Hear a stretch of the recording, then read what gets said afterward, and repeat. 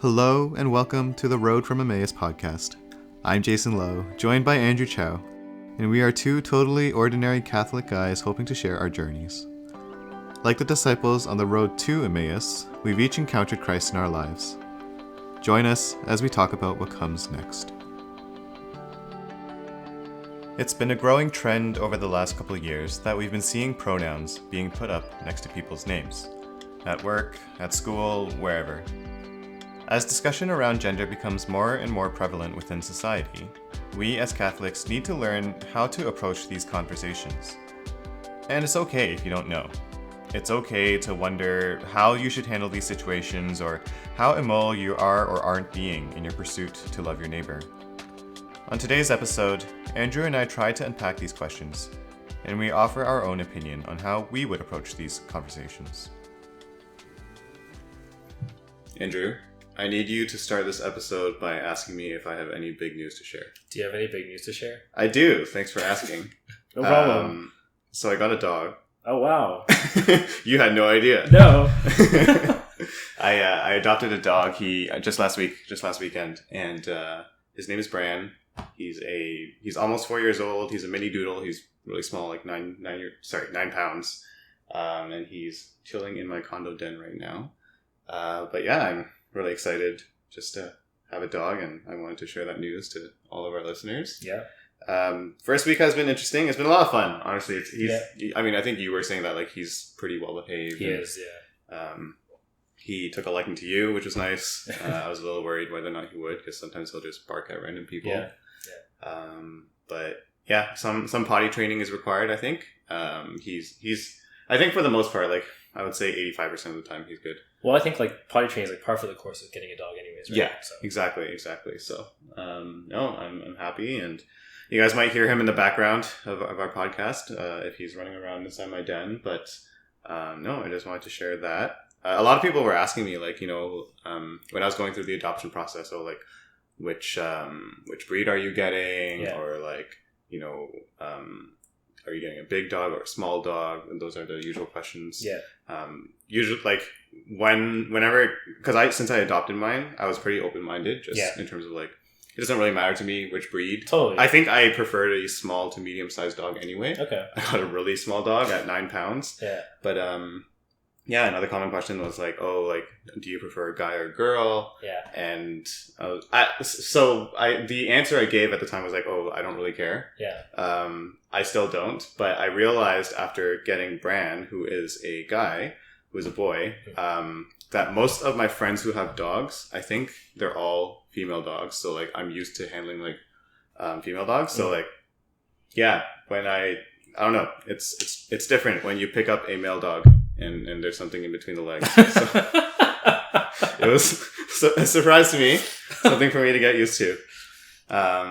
But you have not had that experience yet of having to pick him up in that way. So no, and I mean, I don't think you will. I think I'll see it coming now, but like I really didn't see that one. Like you going there. It's okay. But yeah, on the topic of guys and girls, I wanted to let everyone know that today we're talking about gender and pronouns. Yeah. That's something that I think has been prevalent more and more in our society today. Yeah. Obviously, whenever you go into work or at school, you go into LinkedIn and you see people's, they have their names and then they have their pronouns and brackets after that. I think that was something that has popped into, both of our heads, but your head more recently. Yeah.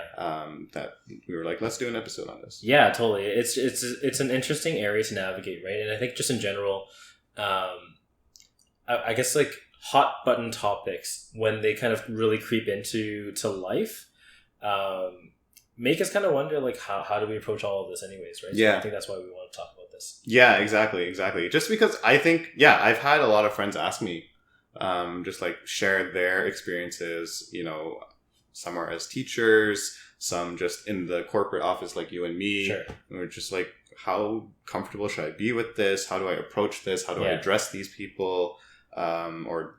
Like the situation in general. Mm-hmm. And so I think really the central question of our episode today is just, how should we address the trend of people who are, coming up with the pronouns and having all of these things just in brackets after their names. Yeah, right. yeah, That's really what we're talking about today. And I think all these people who are asking these questions, who include ourselves, who probably include you, the listeners. We want to let you know first and foremost, it's not wrong to feel awkward about this situation. Yeah, it's weird, right? I think in general, being Catholic in society, especially these days, it just feels so much like the landscape's always changing. You can't really get your footing, and it's just like sometimes you just wonder, like, man, like what's going on? How do I approach this? And that feeling of awkwardness, I think definitely that's something we really want to approach today, because both of us have had those situations, and I guess want you guys to know, like. You're not alone in that. Don't feel sorry about it. It's totally cool. But hopefully us having this conversation today will be helpful to you guys with this particular, I guess, situation. Mm-hmm. So there's a couple extremes, I guess, in terms of how, someone in this position can approach these kinds of things, right? Mm-hmm. So on one side, you can just straight up just totally ignore the trend, maybe even go into a bit of denial, or it's just straight up being stubborn about it, right? Mm-hmm. I think that's more so what we would be getting at in terms of, like, you could just be stubborn and refuse to give any kind of ear to what's going on around us. Yeah. And you ignore all the potential consequences after that. So I think that's one extreme. Mm-hmm. I think the second extreme is more so, you're probably thinking about, like, whether or not you're compromising the teachings of the church, right? Like, are you, like, being very scrupulous and conscientious of, like, asking these questions of, like, how sinful am I being, right? Or how careful should I be? Should I acknowledge this at all, right? Like, it's just constant questioning. You have no idea what to do. Yeah. Which is, again, both of these situations / if you're in the middle, it's okay to not know what to do. It's okay to be like, I think this is where I lean. And on that note, Andrew and I, we'll kind of lay the groundwork in terms of, I think, maybe a lot of different factors to think through. Sure. But I think towards the end of the episode, we'll probably also kind of give our own leanings and opinions on this particular topic, which is, what we do in a podcast anyway. But just, it's okay to not know where you stand, I guess. Yeah. So let's go down this second road first, right? Do you think this is sinful?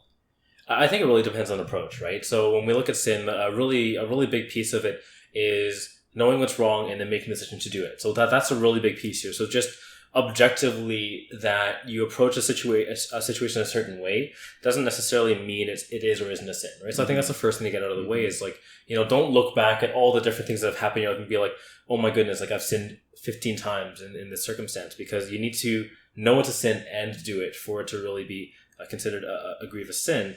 But I think kind of along those lines, approach really matters here. Right. So on the side of kind of maybe, let's say, going with the trend, and, Jason says, I am a he, him, or someone you meet says, I am a they, her. Mm-hmm. And you call them by those names. Are you doing so out of charity and respect for the other person? Or are you doing so because, I affirm that you should be able to decide what that is for yourself? I think that's really the central question too. Like, am I sinning when I do go in that direction? Because I think the act in and of itself does not necessitate one or the other. But the meaning behind it has very different consequences, or very different, I guess, like, repercussions in terms of the way that you're approaching the topic. Yeah, two very different mentalities there, right? Like, the second one is straight up just, I'm supporting this whole, the movement, the cause. I am actually directly opposing, the church teachings, and that's what I am choosing conscientiously to do. First one is more so if you're approaching it from a charitable point of view, your intent probably maybe in the bigger picture or the long term is to be like, this is a brother and sister in Christ that I have. Exactly. I pray that, this is someone that now or in the future, whether God wills it, I will be an instrument for this person to re-enter the Catholic Church in some way, totally. or to encounter the Catholic Church, right? Totally, yeah. So yeah, definitely. I think ultimately, we should always try to be charitable. We should always try to be loving. Like I said, recognizing that each and every one of us is a son and daughter of God. Totally, and I think like, from that perspective, I don't think this is necessarily different from any other sin, right? From the standpoint of, you don't come out and start shaming someone about their sin right off the bat. You don't go out and say, like, wow, like you suffer with like distruthfulness, like I'm never talking to you, like you're awful. Like you don't come out that way in general, you know, whether it be friends, family, anyone really. What we do is we try to build the relationship first, and then we encourage, right? You encourage on the right path versus kind of incriminating or there's a better word there, but rather than kind of accusing other people, condemning them, yeah, exactly, and saying that like I sit on the judge's seat. You know? So I think that's really, really big. Is, you know, how can I approach this whole overall situation in a way that loves the other first, and then the fuller definition of loving being how can I now bring you to the truth that I know being in the church. On the opposite side of that, it would be if you're super stubborn, right, and you're just most likely going to turn the person away from the church. You might just close that door even firmer, more firmly than otherwise, right? So I think kind of, you know, if we move on to kind of the next question, it's kind of like, you know, the bigger topic here is, you know, why do there have to be two genders, right? That's what the Catholic Church is teaching. And probably the very first question for anyone who is struggling with this teaching or anyone outside of the church, they're going to come to us and be like, you know, we are all people and we just want to love one another and we just want to feel like however it is that we feel like we should feel. If that makes sense. And so, you know, I don't want to be trapped in this or confined to this box of just being a male or just being a female. Why can't I have or identify with these different kinds of genders? Why does the Catholic Church only have two genders or teach that? Yeah, well, I think, you know, at the base of this, from a Catholic perspective, really is the fact that we are created, right? And that life itself is a gift. So what I mean here is really to like go back and realize that like we exist not because of ourselves, right? And we didn't make that choice. And in that way, like the way that we exist isn't really our choice in that same way.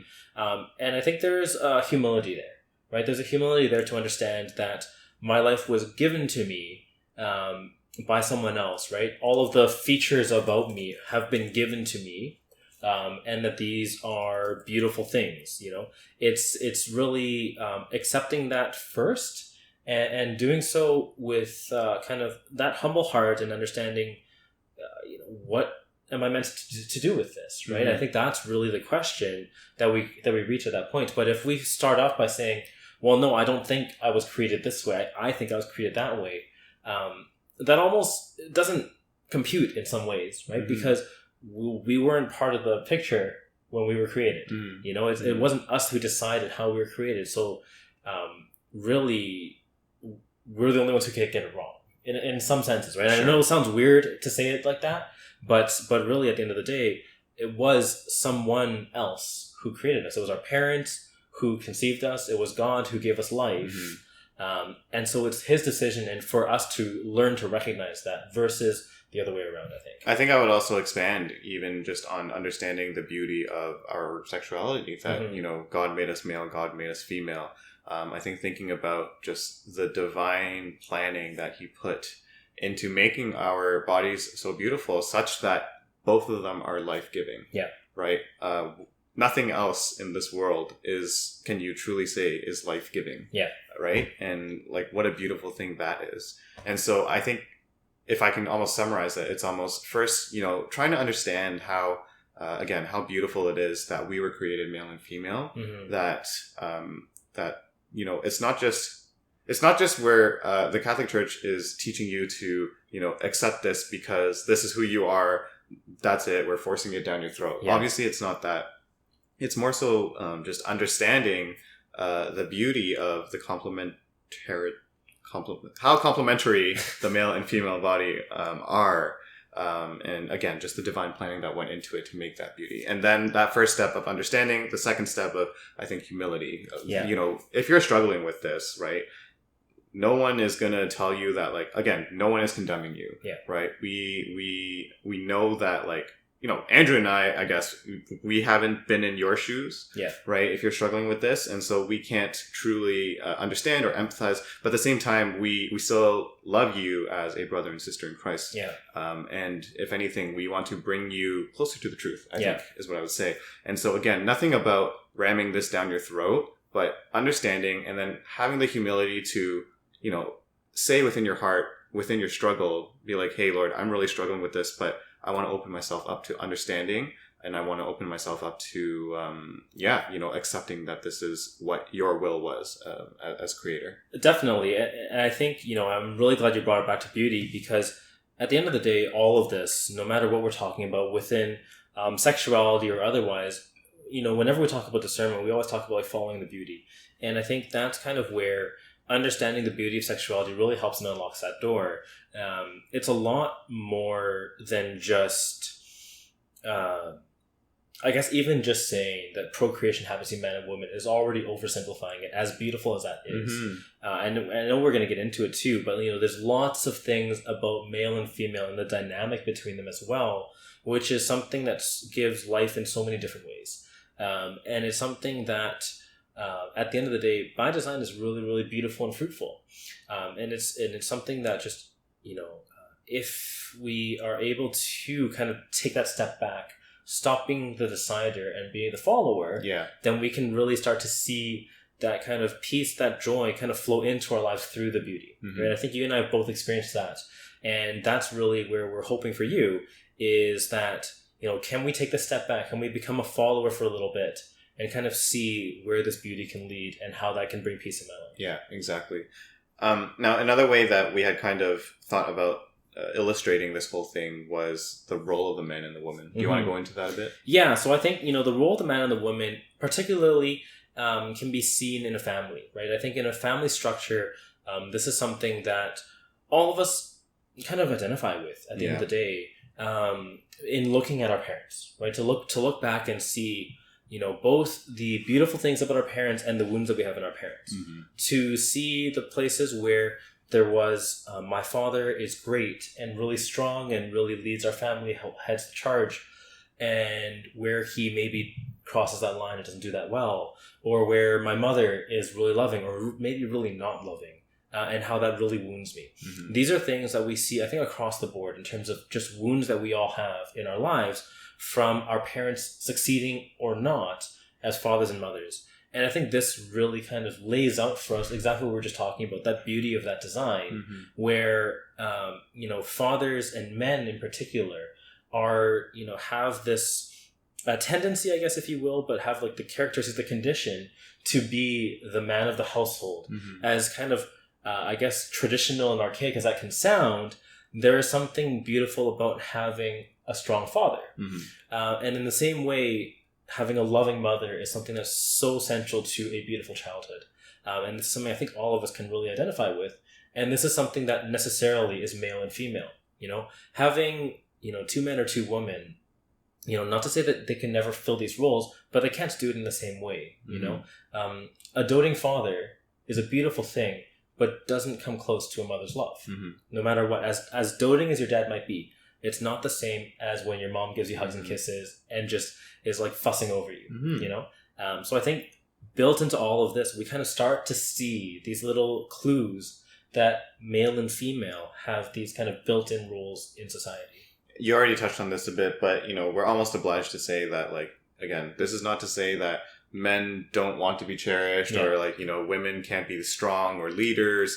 But as you said, right, like there is something beautiful when you have the man and the woman in the roles that God designed for man and woman to be in. This is not a podcast episode to stereotype genders or to, again, force male and female into particular boxes, but I think more so just trying to bring to light the will of God, the will that our Creator that our Creator had when He was designing us, and putting together this central structure of the family, right? The father, the mother, and the life between them that they give into the child. I think the best way to really kind of illustrate that is even saying that the man is to be strong and to be kind of that pillar for a family. That doesn't mean that the man is the angry one, that the man is the one who's the loudest in the room, right? There can be a gentle strength in a father that really just shows itself, and where the mother might be the one who's more outspoken. This, I think we see this the world over, but at the end of the day, you hear all these stories, even on like Facebook, where it's like, my dad didn't talk much, but he had a strength to him that I learned from. Sure. Yeah, you know? of course. And I think these are kind of us saying, again, to your point, it doesn't have to be these stereotypes, but at the same time, I think there is, I guess, a beauty in also validating your father as that strong person. Yeah. And a beauty to cherishing your mother as that loving person, right? Like, I want to go back, visit my mom to have her cooking again. Yeah. There's something so nice about that. That's a little bit different from going back and having your dad's cooking. Mm-hmm. It's like, yeah, like your dad loves to share, but there's something different about, this is mom's cooking. Exactly. And, you and I are examples of that. Like, between you and Cherry, you are the cook, if I recall correctly, right? Yeah. That doesn't mean, God willing, when you have children, that they're going to, again, just what you just drew out. It doesn't mean that they're going to, not look forward to Cherry's cooking as their mom. Exactly. If anything, it's just going to be more special because she is their mom. Exactly. Kind of thing, right? Exactly. So, and for me, earlier on when you use another example, anyone who knows me, I am not kind of your typical male patriarchal figure. I'm not outspoken, or I'm not handy or physically super strong. Authoritative. Yeah, exactly. Right. So, and that's definitely something that I kind of had some insecurities about before in the past, and probably even still do. But it does not necessarily mean that my future children, again, God willing, cannot look at me as someone who is strong or the leader of the household. I do it in hopefully different ways, kind of thing. Yeah, definitely.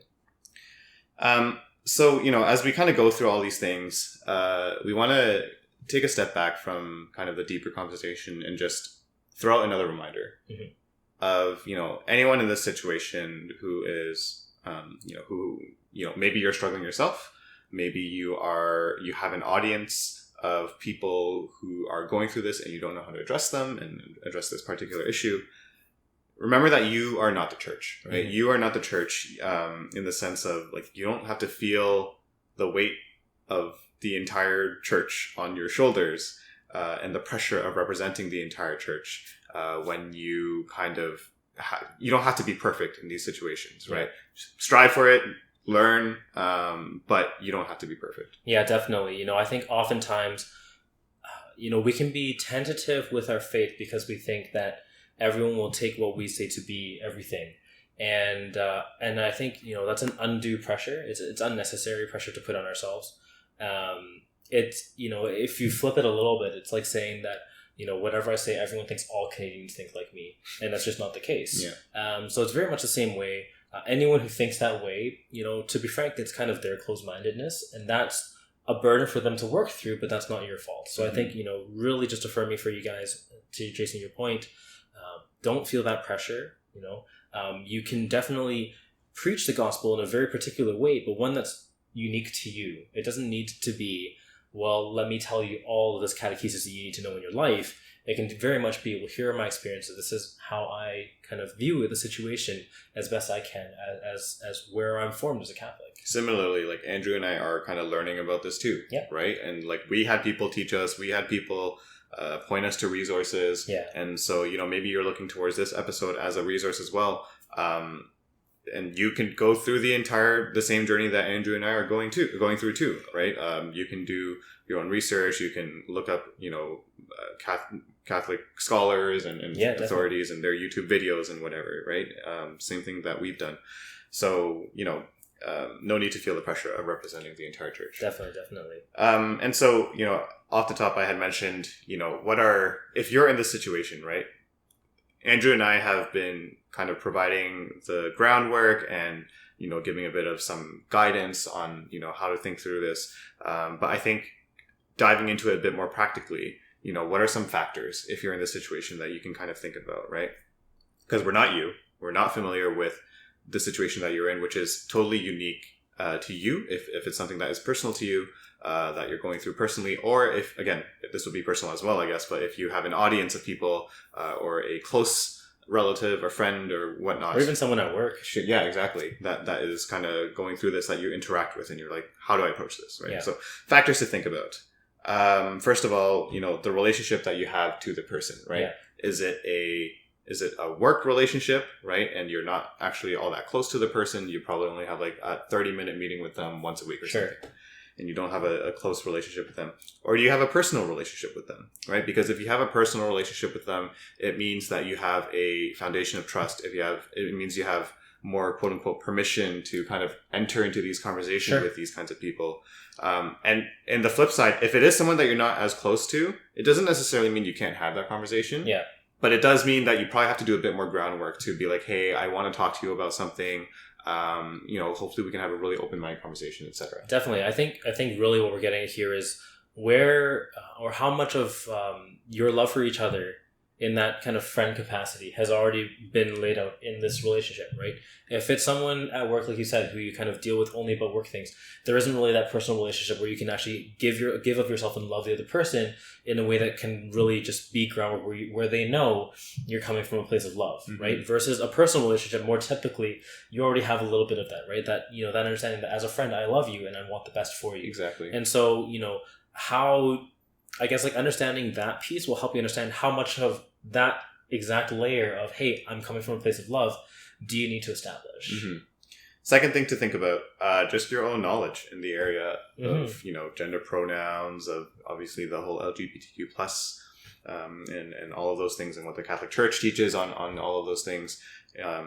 Just because, if you have more rudimentary knowledge or perhaps no knowledge and no exposure at all, it's a little bit harder for you to kind of enter into that discussion and be like, hey, this is what the church teaches, or this is my, this is my educated understanding of it. It's harder for you to kind of be like that, right? Yeah, definitely. All you can really say is like, the church says this is bad and like, you suck. It's obviously not going to go well, right? So definitely, if you want to have this conversation out of love, then you also need to be ready to journey with the person, I think is another way of putting it. And there's a certain level of knowledge that you need to have before you can really journey with someone. Exactly.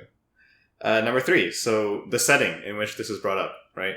If you are on a team call at work and this is brought up in front of 10 people... Probably not the place. Probably not the right place to be like, hey, let's talk about your pronouns here or whatever. But, I'm a big fan of one-on-one conversations. And so, perhaps if you want to have a one-on-one conversation with, again, whether it's someone at work, whether it's someone you have a close relationship with, I feel like that's a good rule of thumb to go by. Yeah, well, and another way of thinking of it too is, going back 2 points, whatever you need to do to make sure it comes from a place of love. So if it's a friend in a group of friends, having all the friends there in a way that maybe is not intimidating, but really obviously loving could also be a great thing. So to not feel the pressure of like, I need to deliver this on my own. I'm going to be the church for this person. Again, like that point earlier, you're not the church, right? So do what you need to do to make it a comfortable situation, I think, overall. Whatever context makes sense that way. Sorry, quick thing on the you are not the church, which we are kind of just summarizing in those few words. Obviously, we are all members of the church, so that's not what we're saying. It's just that you don't have to feel the pressure of representing the entire church. You're not the magisterium. Just want to clarify that. It just popped into my head. Number 4, just the emotional context that this conversation might be brought up in, right? Yeah. So again, what is, if you have this conversation with the person, whether it's in a group situation or a one-on-one situation, whatever relationship you have with that person, how will that person feel on the receiving end? Because in all of these different kind of settings, that all those settings won't matter if, maybe the person's going to maybe they will feel really embarrassed. Defensive. Maybe they'll feel defensive. Maybe they'll feel like it might open up wounds that they're not ready to speak to you about, right?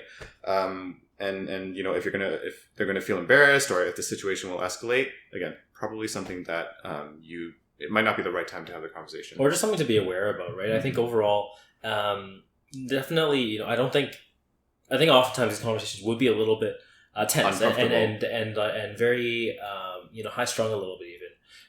So knowing that going in is also very helpful, because I personally don't think that just because the other person's going to be a little or even a lot embarrassed, that's something that's necessarily to avoid if I can make sure they get my love. Great point. Right? So I think it's really important, again, to make sure you understand all of the different contexts, because this needs to be coming from a place of love, not a place of holier than thou. Kind of to our point last episode, I think it was, right? Where, are you doing this just to be the one who is Catholic? The or one who is morally good, or right, or whatever. Exactly. Or are you doing this because, like, hey, I love you, I want the best for you, and I don't think what you're doing right now is the best, and can we get you there, right? If you can make that clear, even if they're going to be embarrassed, power to you. If the embarrassment is going to overcome all of that and kind of be the theme, then maybe rethink it. It's great that you linked that to our last episode of like, just understanding your purpose and your intent. Yeah. Just to underscore your point again, why are you saying this? Are you sure you're doing it out of love? And are you sure you're doing it out of love for the other person as well? So, as we wrap up, like I said, I guess for me and Andrew, the side that we are on for this, right? I think I realized as I was kind of going through these different factors and explaining them, I was like, well, this kind of feels like how I would be going through the different factors if I were in this situation. I think generally, if I were in this kind of situation, I would weigh the whole relationship thing pretty heavily. Yeah. Again, all these different factors, we probably even missed a few factors. Yeah. But all these different factors will probably have different weightings in like, different situations or depending on who the person is. For me, I feel like in general, the relationship that I have with that person is really important. Yeah. To know that I have that door open and that they will trust me to have that conversation with them. Yeah. That they know that I'm doing it out of love for them. And I try to bring this into my workplace relationships actually, sure. Where I'm just trying... it's weird, but like I try to let the person know that I love them in a way. Not romantically, but just through my I don't know how to describe this without going into examples. This is why I'm struggling. But like just through my interactions with them, whether I have one-on-ones with them, or even just guiding them through how to do a deliverable. Sure. Right? I think they can say that they know I have their back. Yeah. Is what I'm trying to say. Sure. Yeah. So I think having that relationship for me is really important and something that I would bank on if I were to be in this kind of situation. Yeah, definitely. I think the same for me. Overall, I would definitely err on whatever side builds the relationship first. Mm-hmm. Right? So I think like, as a preliminary thing, I would probably err on the side of like, be out of charity. I will call you by the pronouns you're asking me to call you, right? Mm-hmm. The same way that if your name is Jonathan, you say, I like to be called John, I'll call you John. Yeah. I'll build that relationship first. I'm pretty openly Catholic in my life, in my work and what have you. We've talked about that before. And so what I found in my situation is really, being unapologetically Catholic, but still being charitable and then just living my life. People come and talk to me about my faith. Yeah. And they'll come and say like, hey, they might even just say like, hey, why does the church hate on people like me so much? Yeah. And then just have a conversation about like, hey, like if people are hating on you, they're saying it wrong. Yeah. Kind of a thing. And just like affirming them in that and then moving on from there. Those are the kinds of things I think that really make a huge difference. Is to your point, with all of these factors, I kind of try and almost treat this less of a factor to consider, but whether or not I'll talk about it, more of a criteria list so that we can have the conversation. Yeah. Right? I want all of these to be there because what's the point in me trying to dig up their deepest, darkest secret and make that the topic of conversation if I haven't shown them I can love them in other ways first? Yeah. So I think for me, definitely, I'll focus first on building the relationship. And then from there, kind of just reach the whole life, Mm-hmm. Throughout the episode, I guess, we've zoomed in and out in terms of like different reminders that we've kind of popped in. And I think the last reminder that we'll bring in here is just that, for us, if you are in people like me, if you are in like me and Andrew's shoes, basically, people who have kind of never had this struggle or anything, mm-hmm. People who cannot truly understand what it's like to go through this kind of thing. I think a good reminder for all of us is just that we shouldn't box these people in, right? Yeah. We shouldn't relegate these people who are going through gender challenges. And, we focused on this particular issue for a reason, just because this is really, if you start zooming out more, it can get into a really big discussion of the whole LGBTQ plus stuff and all those things. But we shouldn't relegate these people who are going through gender challenges to just the one thing. Yeah. Like, don't identify, Andrew or me. Actually, it's bad to use. Okay, don't identify this person as just like, oh, this person is having issues with their gender, right? Yeah. Just remember that this is a brother or a sister in Christ. Yeah. Let that be the initial point for you, and let everything flow from there. This actually came up recently at a retreat that I was attending, and something really came to me that I realized with this whole kind of situation in general that really helped me, which is, for whatever reason, oftentimes when this particular topic comes up, I think we assume that we need to bring salvation to this person. Mm-hmm. Like, I need to save you. Right. But at the end of the day, the promise is that God has a salvific plan for us, mm-hmm. meaning this person came into our lives for our salvation too.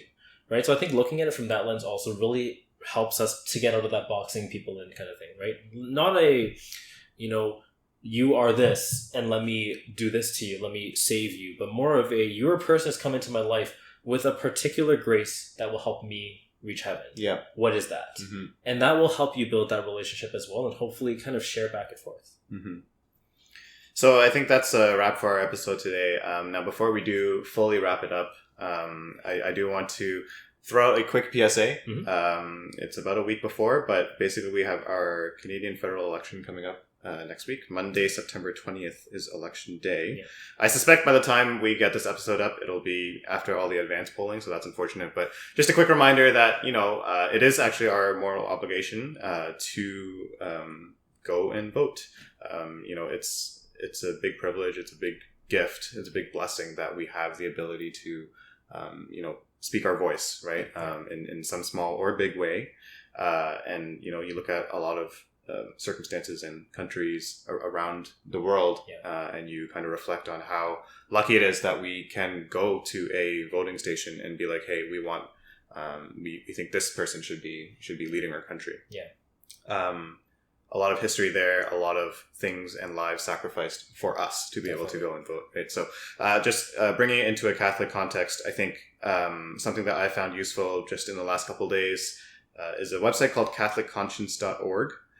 Basically, this is, I think it's an independent kind of organization who has kind of consolidated all of the different platforms all of the different parties' platforms so that you can be more educated as a voter. Definitely within a Catholic context at the very least, because I'm sure you can get a lot of the other contexts, in the news and in media. But just on things like the sanctity of human life, on the stewardship of creation, the common good and family, all of these different things. This website, again, catholicconscience.org, and I will put it in the episode description, will help you. It's a really great resource to help understand, the different parties' platforms and everything like that. And otherwise, if you were to go to the Archdiocese of Toronto website, I'm pretty sure you'll see it on their main page if you want to find more resources. So, quick PSA, go vote. Make sure you do if you're on the fence about whether or not you didn't want to go or whatever. This is kind of why we threw that in there. Just, we really think you should. Again, it's a moral obligation, and it's a gift. So, quick reminder on that. But other than that, enjoy the rest of your couple weeks, and you'll hear from us soon. Bye, everyone.